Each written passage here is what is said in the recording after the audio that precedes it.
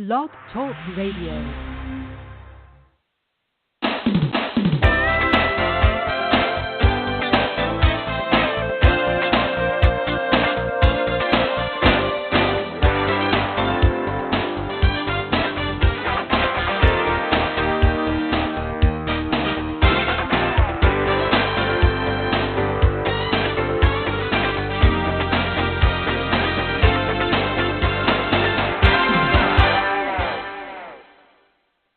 Good morning and welcome to Live Without Limits.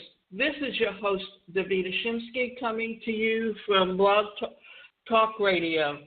And today's show is titled, Why Try to Be Someone Else When You're Already the Best at Being You?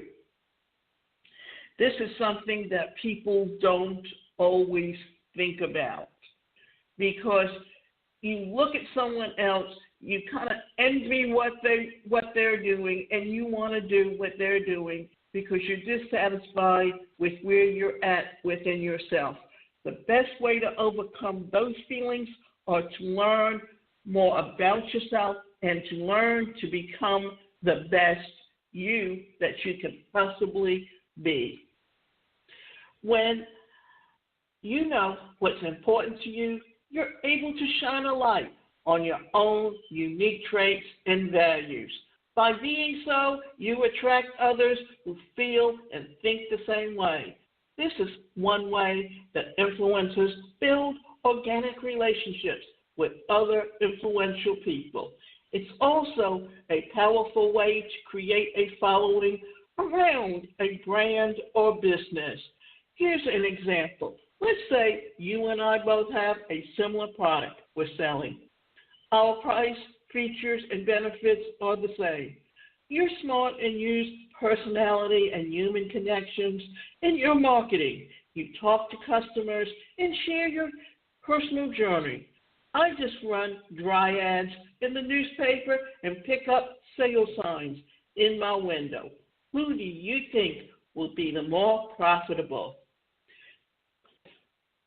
You will, because you connected with your customers, earned their trust, and were rewarded with their loyalty. This is something that we don't realize, that the personality we have affects how we interact with the people that we work with. If you're very outgoing, if you're an extrovert, it's easy for you to interact with other people. But if you're an introvert and you find it difficult talking to people, then it's very difficult for you to bring up those behaviors that are not natural to you, that what they are is they're your weaknesses. And this is why in so many ways we need to know what our strengths are and what our weaknesses are, because when you have certain strengths, it's better if you can outsource with someone and work together in a joint venture to help both of you. You're unique, so show it. We're all unique, carrying with us chapters of a story that no one else can tell. These are the stories that give you the chance to build a supportive tribe and followers and friends. In some cases, your support group can provide financial support for your business. If you're friends, they provide social and moral backing.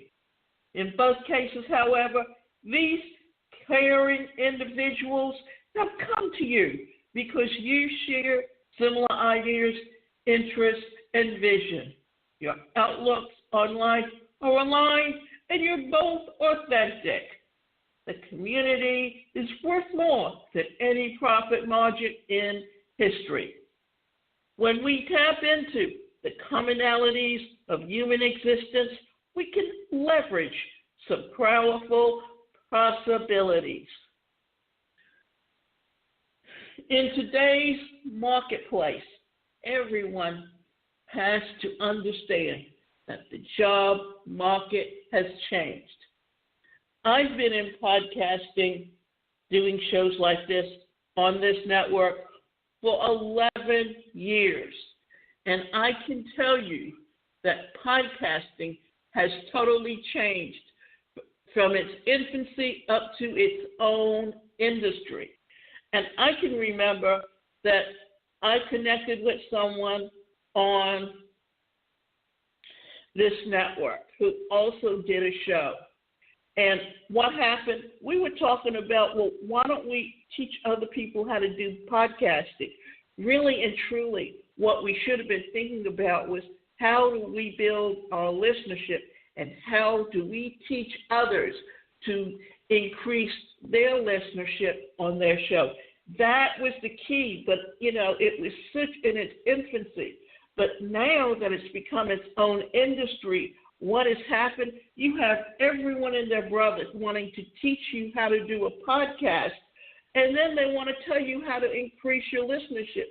And yet it all boils down to the marketing, the connectivity that you have with the people that you know, and how you can get them through word of mouth to help you build your listenership. And not only that, but it's also in how you can get the number of downloads to prove that your show is popular, and that once you have finished up a 6-month contract with a company to do a podcast, that they're willing to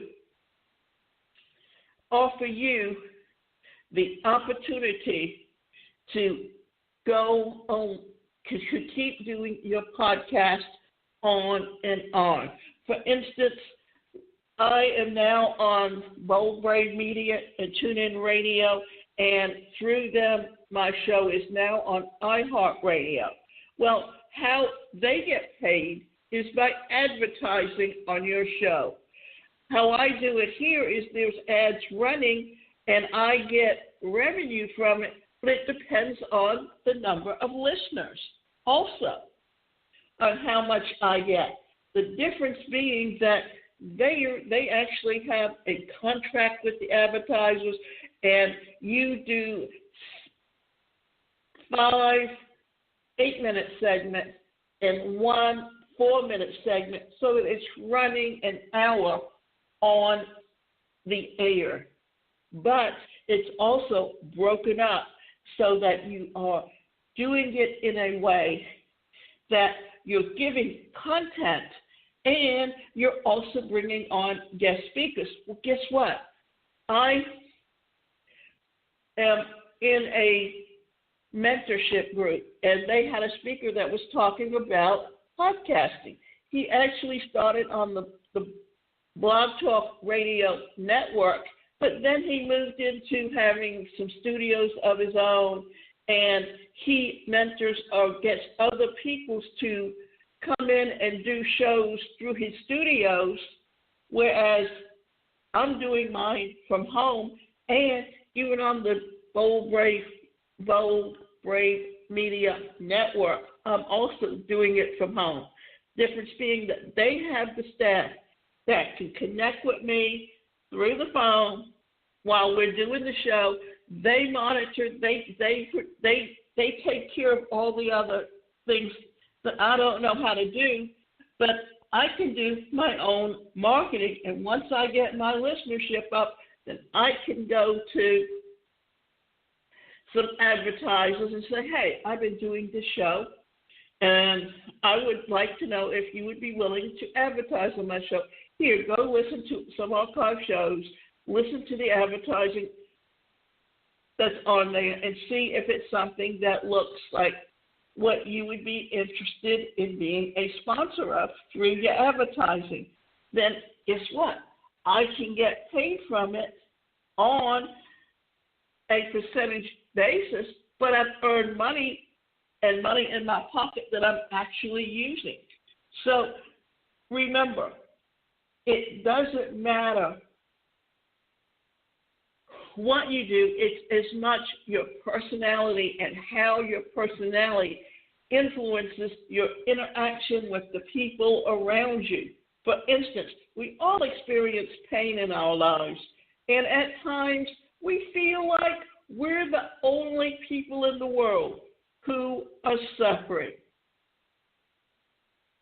But in many cases, all we need is to hear from someone who has endured similar pain. The bond that's formed from the mutuality is priceless. It can cement a relationship that lasts for the rest of your life. It can be motivated to help you reach out in support, to devise solutions to painful problems, to make our communities better, safer, happier places to live. So that's something that we really need to think about, that if you're a very outgoing person, or if you experience something and you are in a group where someone else is experiencing the same thing, then you have a support system that you know you're not going it alone, and it makes it far easier for you to deal with whatever it is that's going on in your life. For instance, back when I was in school, there were no laws on the books that guarantee people with disabilities the right to an education.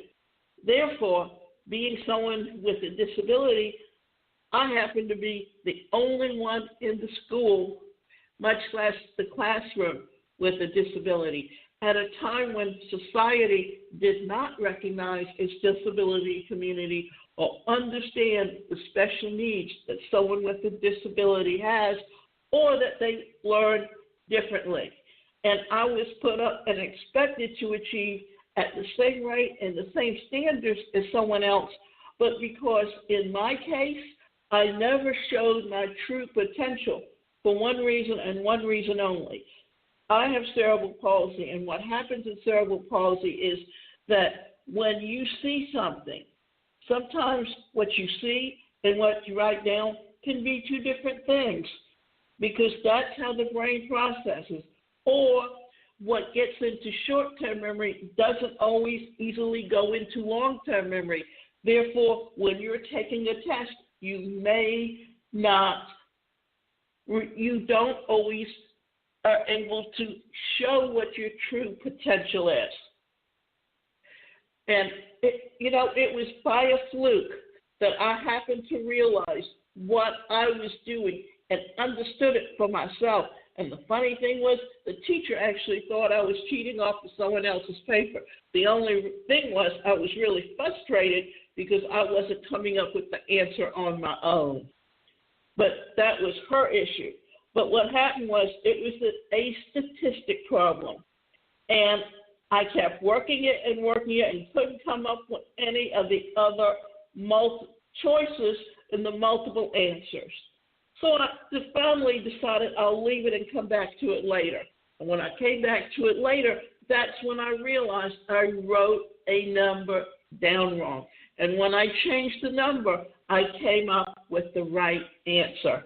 So you always have to remember that it helps to have someone else who understands what you're going through. This is kind of a connection that can be a game changer. I don't know where I heard the quote from, but it's the one that I'll never forget. Pain shared is pain divided, and happiness shared is happiness multiplied. Share the pain, spread the happiness, and offer solutions. Whatever your vision is or mission is, it will bring people closer to you. You are the difference maker. Your past and personality are what makes you stand out. That is what will help you build genuine connections to the world. Hey, look into your personal life for interests and experiences that you can share with others. Your favorite heroes, hobbies, sports you play, your dreams for the future. In business, the idiosyncrasies separate you from your competitors. Knowing and sharing your unique stories allow you to shine like the North Star. The best part is no one else in the world has taken the same journey you, and no one else can steal it from you. Neil Gaiman said it best. The one thing that you have that nobody else has is you. Your voice, your mind, your story, your vision. So write and draw and build and play and dance and live as only you can. Be you, be proud, take a stand. The same thing, repel people who disagree with you, will attract people who agree with you. And with that attraction, you'll be energized and make lasting, positive change. So here we go. We're talking about how to make positive change in your life. First of all, here's something to think about. And I've talked about this in many ways. When you look at the disc or the Myers-Briggs or even the different colors, we all have personalities that are our strengths and our weaknesses, and how we utilize those, how we play into them, how we make all of them work, so that what are we doing? We're helping each other. This is something that people don't always think about or even figure out how to use for themselves. It's up to you as the individual to learn how you can build on your strengths. And some of the things that we don't always think about when it comes to our strengths are our personality styles. And let me tell you that what happens when you look at specific things in your personality, it helps you to find out what are your best way to communicate and how to adapt to other people so you can interact with everyone in a way that helps all of you build bridges to help each other. And what I want to do is reiterate again some of the different personality styles that we have and show you how you can determine your own way of communicating. And let me go and talk about the D, I, S, and C. The D is the dominance, and they put emphasis on shaping the environment by overcoming opposition to accomplish results. The I is the influencer, and their emphasis is on shaping the environment by influencing or persuading others. Then you have the conscientiousness behavior pattern, and they put emphasis on working conscientiously within existing circumstances to ensure quality and accuracy. And the last one is the steadiness, and they put emphasis on cooperating with others to carry out the task. Now, let me tell you that you can put these in anyone who is a dominant or influencing behavior pattern tends to be extroverts. First of all, the dominant behavior pattern feels that he can control everything around him that he interacts with on a daily basis. The influencer is someone who's very outgoing, can introduce themselves to strangers, can get them involved in whatever they're into. The conscientiousness person, that's the person who questions everything.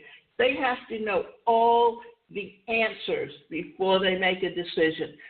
Steadiness behavior pattern, that's the one who's the mediator. Plus, they literally like to go by the book with everything they do. If they work for a company and the mission statement says this is what the company believes and this is how the company wants things done, they're going to do it that way. How you work together and how you be unique to yourself is you understand what your strengths are, what your weaknesses are, and how you can help someone else. And also, it's about adapting your communication style to the other person. Why? Because you get more out of someone when you talk to them in the language that they understand. But if you're expecting them to adapt to you, then what's going to happen is that there's going to be conflict in everything in ways that you interact with each other. Let me give you a little description of the dominant behavior pattern. This person's tendencies include getting immediate results, causing action, accepting challenges, making quick decisions, questioning the status quo, taking authority, managing trouble, and solving problems. And guess what happens? When you have someone with that personality style who talks to someone that has a conscientious style, they expect them to make a decision very quickly. But the person who's a conscientiousness personality style doesn't like to make a decision until they know all the facts. So what happens there? You're coming into a relationship that causes conflict.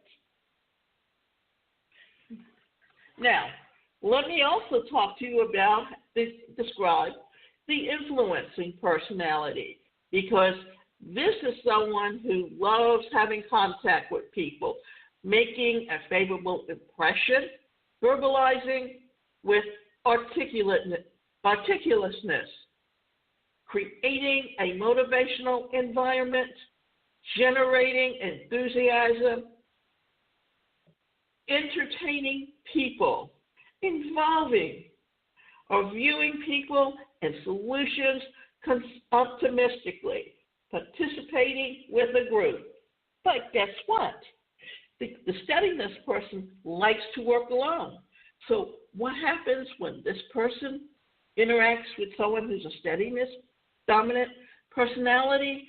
They expect them to want to talk business at a party when that person's there to enjoy themselves. So what does that do? That creates conflict. So if you understand different behavior patterns, if you understand people's strengths and people's weaknesses, and you can adapt to them, then you can create an environment where you're helping that person be the best person they can be while you're being the best person that you can be. So take all of this into a understanding of where you are and how you as an individual can get the best out of your coworkers when you're working with them. So what we want to do now is just kind of quickly go through and tell you some different styles that you can think of, because you've got the overachiever pattern. And this person is someone who's so dedicated to their work that they don't see anything other than their work as the person that they choose to be. That becomes more of a behavior pattern for them. That's their strength.